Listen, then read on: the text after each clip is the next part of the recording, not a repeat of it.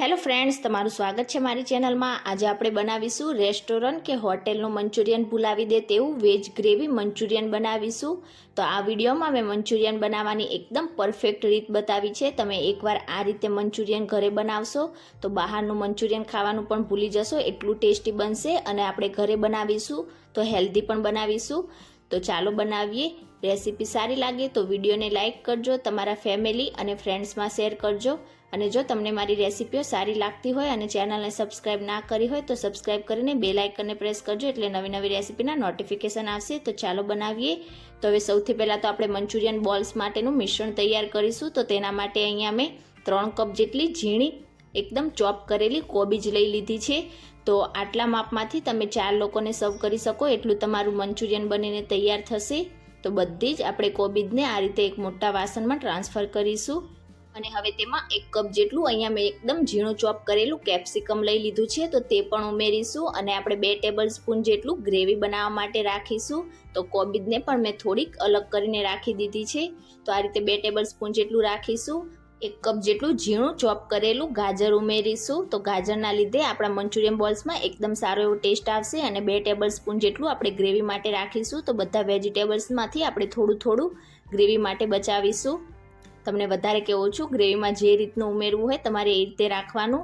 હવે અહીંયા મેં 1 કપ જેટલી આ રીતે એકદમ ઝીણી ચોપ કરેલી ડુંગળી લઈ લીધી છે, તો તેને પણ આપણે ઉમેરીશું। જો તમે ડુંગળી ના ખાતા હોય તો ડુંગળીને સ્કીપ કરી શકો છો। અને હવે તેમાં 1 ટેબલ સ્પૂન જેટલી આદુ અને લીલા મરચાંની પેસ્ટ ઉમેરીશું। 1 ટેબલ સ્પૂન જેટલી લસણની પેસ્ટ ઉમેરીશું। લસણનું પ્રમાણ આપણે થોડુંક વધારે રાખીશું। સ્વાદ પ્રમાણે હવે આપણે તેમાં મીઠું ઉમેરીશું। તો આપણે પાછળથી સોસ પણ ઉમેરવાના છીએ, તેમાં પણ મીઠું હોય છે, તો મીઠું તમારે ધ્યાનથી ઉમેરવાનું। 1 ટીસ્પૂન જેટલો કાળા મરીનો પાવડર ઉમેરીશું, તેનાથી બહુ સારો એવો ટેસ્ટ આવશે। અને હવે તેમાં 1 ટેબલ સ્પૂન જેટલી શેજવાન ચટણી ઉમેરીશું। જો શેજવાન ચટણી ના હોય તો તમે તેની જગ્યાએ લસણની પેસ્ટનું પ્રમાણ થોડુંક વધારે ઉમેરી શકો છો। 2 ટેબલ સ્પૂન જેટલો ટોમેટો સોસ ઉમેરીશું। 1/2 ટેબલ સ્પૂન જેટલો સોયા સોસ ઉમેરીશું। અહીંયા તમારે સોયા સોસ ઉમેરવો જરૂરી છે। તો અહીંયા મેં 1/2 ટેબલ સ્પૂન જેટલો સોયા સોસ ઉમેરી દીધો છે। હવે આપણે સ્પૂનની મદદથી બધા જ વેજીટેબલ્સમાં સોસ અને જે આપણે પેસ્ટ ઉમેરી છે તેને એકદમ સારી રીતે મિક્સ કરી દઈશું।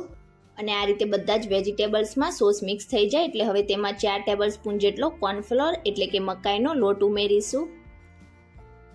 અને હવે અહીંયા મેં અડધા કપ જેટલો ચોખાનો લોટ લઈ લીધો છે। તો આપણે થોડો થોડો ચોખાનો લોટ આ રીતે ઉમેરતા જઈશું અને હવે હાથની મદદથી એકદમ સારી રીતે મિક્સ કરતા જઈશું। અને આ રીતે આપણે ચોખાના લોટનો અને કોર્નફ્લોરનો ઉપયોગ કરીશું, એટલે મેંદાના લોટનો ઉપયોગ આપણે એકદમ ઓછો કરવો પડશે। તો હવે જે વધારાનો ચોખાનો લોટ છે તેને પણ આપણે ઉમેરી દઈશું અને હાથની મદદથી એકદમ સારી રીતે ચોળીને મિક્સ કરતા જઈશું। તો અહીંયા કોર્નફ્લોર અને ચોખાના લોટને મેં એકદમ સારી રીતે મિક્સ કરી લીધો છે। હવે અહીંયા મેં અડધા કપ જેટલો મેંદો લીધો છે, તો આ રીતે થોડો થોડો આપણે ઉમેરતા જઈશું અને તેને પણ મિક્સ કરતા જઈશું। અહીંયા આપણે વેજીટેબલ્સનું પ્રમાણ વધારે અને લોટનું પ્રમાણ ઓછું રાખવાનું, એટલે મંચુરિયન બોલ્સ ખાવામાં એકદમ સરસ લાગશે।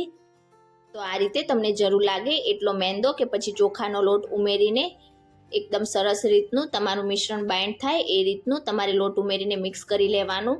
તો અહીંયા મેં અડધા કપ જેટલો ચોખાનો લોટ, 4 ચમચી જેટલો કોર્નફ્લોર અને અડધા કપ જેટલો મેંદો ઉમેરીને આ રીતનું મિશ્રણ તૈયાર કરી લીધું છે। આ રીતે તમારે હાથેથી બોલ્સ બનાવીને ચેક કરી લેવાનું, એકદમ સરસ રીતે બાઇન્ડ થાય એ રીતનું તમારું મિશ્રણ હોવું જોઈએ। તો અહીંયા તમે જોઈ શકો છો એકદમ સરસ રીતે આ રીતે આપણા બોલ્સ બને છે। તો હવે હાથ વોશ કરીને આપણે બધા જ બોલ્સ આ રીતે તૈયાર કરી લઈશું। તો નાની નાની સાઈઝના આપણે આ રીતે બોલ્સ બનાવીને તૈયાર કરીશું, વધારે મોટા નહીં કરીએ। આપણે જ્યારે તેને ફ્રાય કરીશું અને ત્યાર પછી ગ્રેવીમાં ઉમેરીશું એટલે તેની સાઈઝ કરતાં થોડાક વધારે ફૂલશે। તો આ રીતે નાના નાના બોલ્સ બનાવતા જઈશું અને હવે આપણે તેને ફ્રાય પણ કરતા જઈશું। તો આ જ રીતે બધા બોલ્સ બનાવીને હું પહેલાં રેડી કરી લઈશ અને હવે તેને ફ્રાય કરવા માટે મેં અહીંયા તેલને પહેલાંથી સારી રીતે ગરમ કરવા માટે રાખી દીધું હતું। તેલ એકદમ સરસ ગરમ થઈ જાય એટલે ગેસની ફ્લેમ મીડિયમ રાખીશું અને હવે એકવારમાં કઢાઈમાં જેટલા મંચુરિયન બોલ્સ ઉમેરાય એટલા આપણે આ રીતે ઉમેરતા જઈશું। તો એક રિક્વેસ્ટ છે ફ્રેન્ડ્સ, જો તમને મારી રેસીપીઓ સારી લાગતી હોય અને હજી સુધી ચેનલને સબસ્ક્રાઈબ ના કરી હોય તો સબસ્ક્રાઈબ કરીને બાજુમાં રહેલા બેલ આઇકન બટન પર પ્રેસ કરજો, એટલે જ્યારે પણ હું મારી નવી રેસીપી અપલોડ કરીશ તેની નોટિફિકેશન્સ તમને ડાયરેક્ટ મળી જશે અને આ બિલકુલ ફ્રીમાં છે। અને આજની મારી રેસીપી સારી લાગે તો વિડીયોને એક લાઇક ચોક્કસથી કરજો. તો બિલકુલ આ જ રીતે કડાઈમાં એકવારમાં જેટલા મંચુરિયન બોલ્સ આવે એટલા મેં ઉમેરી દીધા છે. તો આ મંચુરિયન બોલ્સને આપણે તરત જ નથી પલટવાના. 1 મિનિટ જેવું થઈ જાય ત્યાર પછી જ આપણે તેને ઝારાથી પલટીશું. અને આ મંચુરિયન બોલ્સને તમારે મીડિયમ ગેસની ફ્લેમ પર જ ફ્રાય કરવાના છે. જો તમે વધારે પડતી હાઈ ગેસની ફ્લેમ પર તેને તળશો તો ઉપરથી ક્રિસ્પી થઈ જશે અને અંદરથી કાચા રહેશે. તો આ રીતે 1 મિનિટ જેવું થઈ જાય એટલે એકદમ હળવા હાથેથી પહેલાં આપણે તેને પલટીશું. અને હવે લાઇટ ગોલ્ડન બ્રાઉન કલર જેવા થાય ત્યાં સુધી તેને પલટતા જઈને તળી લઈશું.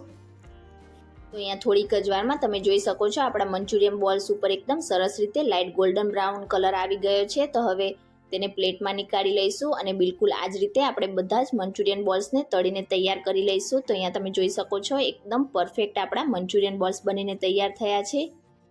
હવે આપણે મંચુરિયન માટેની ગ્રેવી બનાવીને તૈયાર કરીશું. તો તેના માટે એક મોટી પેન લઈશું અને તેમાં 3 ટેબલ સ્પૂન જેટલું તેલ ઉમેરીશું. અને તેલ આપણું એકદમ સરસ રીતે ગરમ થઈ જાય એટલે તેમાં 1 ટેબલ સ્પૂન જેટલી લસણની પેસ્ટ અને 1 ટેબલ સ્પૂન જેટલી આદુ મરચાંની પેસ્ટ ઉમેરીશું. અને હવે આપણે જે વેજીટેબલ્સ બચાવીને રાખ્યા હતા તે ઉમેરીશું. તો પહેલાં આપણે આ રીતે જે ડુંગળી બચાવીને રાખી હતી તે ઉમેરી દઈશું અને તેને 1 થી 2 મિનિટ માટે મીડિયમ ગેસની ફ્લેમ પર સાતળીશું. ડુંગળી સારી રીતે સતળાઈ જાય એટલે હવે તેમાં બાકીના વેજીટેબલ્સ ઉમેરીશું. તો 2 ટેબલ સ્પૂન જેટલું આપણે જે ઝીણું કટ કરેલું ગાજર રાખ્યું હતું તે ઉમેરીશું. કેપ્સિકમ ઉમેરીશું અને તેને પણ 2 મિનિટ માટે આપણે મીડિયમ ગેસની ફ્લેમ પર સાતળીશું. ગાજર અને કેપ્સિકમ સારી રીતે સતળાઈ જાય એટલે હવે તેમાં અડધા કપ જેટલી ઝીણી ચોપ કરેલી આ રીતે કોબીજ ઉમેરી દઈશું. અહીંયા વેજીટેબલ્સ તમને પસંદ હોય એ રીતે તમે વધારે કે ઓછું ઉમેરી શકો છો. પણ આજે આપણે વેજ ગ્રેવી મંચુરિયન બનાવીએ છીએ એટલે મેં વેજીટેબલ્સનું પ્રમાણ વધારે રાખ્યું છે એટલે શરીર માટે પણ થોડુંક હેલ્ધી રહેશે. અને કોબી આ રીતે થોડીક સતળાઈ જાય એટલે હવે તેમાં બાકીના મસાલા અને સોસ ઉમેરીશું. અડધી ટીસ્પૂન જેટલો મરીનો પાવડર અને વેજીટેબલ્સના ભાગનું મીઠું ઉમેરીશું. મિક્સ કરી દઈશું સારી રીતે અને હવે તેમાં સોસ ઉમેરીશું. તો અડધી ટીસ્પૂન જેટલો આપણે શેજવાન ચટણી ઉમેરીશું. 1 ટેબલ સ્પૂન જેટલો રેડ ચીલી સોસ ઉમેરીશું. 2 ટેબલ સ્પૂન જેટલો ટોમેટો સોસ ઉમેરીશું. અને 2 ટેબલ સ્પૂન જેટલો આપણે સોયા સોસ ઉમેરીશું. અહીંયા સોયા સોસ હોવો જરૂરી છે. રેડ ચીલી સોસ નહીં હોય તો પણ ચાલશે. મિક્સ કરી દઈશું અને સોસને પણ આપણે 2 મિનિટ માટે સાતળી લઈશું. અહીંયા સોસમાં પણ મીઠું હોય છે તો મીઠું તમારે ધ્યાનથી ઉમેરવાનું. સોસને 2 મિનિટ જેવું સાતળી લીધા પછી હવે ગ્રેવી માટે આપણે તેમાં પાણી ઉમેરીશું. તો અહીંયા ગ્રેવી તમને જે રીતની પસંદ હોય તમે એ રીતે પાણી ઉમેરી શકો છો. તો અહીંયા મેં 4 કપ જેટલું પાણી ઉમેરી દીધું છે. મિક્સ કરીશું અને પાણીને આપણે થોડી વાર માટે ઉકળવા દઈશું. અને પાણી જ્યારે તમે ઉમેરો ત્યારે ગેસની ફ્લેમ હાઈ રાખવાની. હવે અહીંયા મેં અડધા કપ જેટલું પાણી લઈ લીધું છે. તો હવે તેમાં 2 ટેબલ સ્પૂન જેટલું આપણે કોર્નફ્લોર ઉમેરીશું અને ગાંઠા ના રહે એ રીતે તેને એકદમ સારી રીતે મિક્સ કરી લઈશું. આ રીતે આપણે કોર્નફ્લોર ઉમેરીશું એટલે એકદમ ઝડપથી આપણી ગ્રેવી છે તે થોડીક જ વારમાં ઘટ્ટ થવા લાગશે. તો આ રીતે થોડું થોડું મિશ્રણ ઉમેરતા જઈને તમારે મિક્સ કરી લેવાનું અને થોડી વાર માટે આપણે પાણીને ઉકળવા દઈશું. તો અહીંયા થોડીક જ વારમાં પહેલાં કરતાં આપણી ગ્રેવી આ રીતે થીક થઈ ગઈ છે. તો હવે જે મંચુરિયન બોલ્સ આપણે ફ્રાય કરીને રાખ્યા હતા તે બધા જ આપણે આ રીતે ગ્રેવીમાં ઉમેરી દઈશું. તો જ્યારે તમારે સર્વ કરવું હોય તેની 5 મિનિટ પહેલાં જ તમારે આ રીતે ગ્રેવીમાં મંચુરિયન બોલ્સ ઉમેરવાના છે. જો તમે વધારે સમય સુધી રાખશો તો મંચુરિયન બોલ્સ એકદમ સોફ્ટ થઈ જશે. અને હવે આ રીતે બધા જ મંચુરિયન બોલ્સને આપણે એકદમ સારી રીતે મિક્સ કરી લઈશું. અને હવે ઉપરથી આપણે ફરીથી અડધી ટીસ્પૂન જેટલો કાળા મરીનો પાવડર અને થોડુંક સ્વાદ પ્રમાણે મીઠું ઉમેરી દઈશું. મિક્સ કરી દઈશું સારી રીતે. અહીંયા જો તમને જે રીતનો કલર જોઈતો હોય તમે સોયા સોસ એ રીતે ઉમેરી શકો છો. સારી રીતે મિક્સ કરી દઈશું. તો અહીંયા આપણું મંચુરિયન એકદમ તૈયાર થઈ ગયું છે. હવે આપણે ગેસની ફ્લેમ ઓફ કરીને ઝીણા કટ કરેલા લીલા ધાણા ઉમેરીશું. મિક્સ કરીશું. અહીંયા ઉપરથી તમે ધાણાની જગ્યાએ લીલી ડુંગળીના પાન પણ ઉમેરી શકો છો. તો અહીંયા તમે જોઈ શકો છો એકદમ ટેસ્ટી એવું આપણું વેજ ગ્રેવી મંચુરિયન તૈયાર થઈ ગયું છે. તો તમે ક્યારે આ રીતે ઘરે વેજ ગ્રેવી મંચુરિયનની રેસીપી ના બનાવી હોય તો એકવાર આ રેસીપી જરૂરથી ટ્રાય કરજો. તમે એકવાર આ રીતે મંચુરિયન બનાવશો તો બહારનું મંચુરિયન પણ ભૂલી જશો એટલું ટેસ્ટી લાગશે. અને આજની મારી રેસીપી તમને કેવી લાગી મને કમેન્ટ કરીને ચોક્કસથી જણાવજો. રેસીપી સારી લાગી હોય તો વિડીયોને લાઇક કરજો, વધારેમાં વધારે શેર કરજો અને ચેનલને સબસ્ક્રાઇબ કરીને બાજુમાં રહેલા બેલ આઇકન બટનને પ્રેસ કરજો એટલે નવી નવી રેસીપીના નોટિફિકેશન આવશે. Thank you for watching.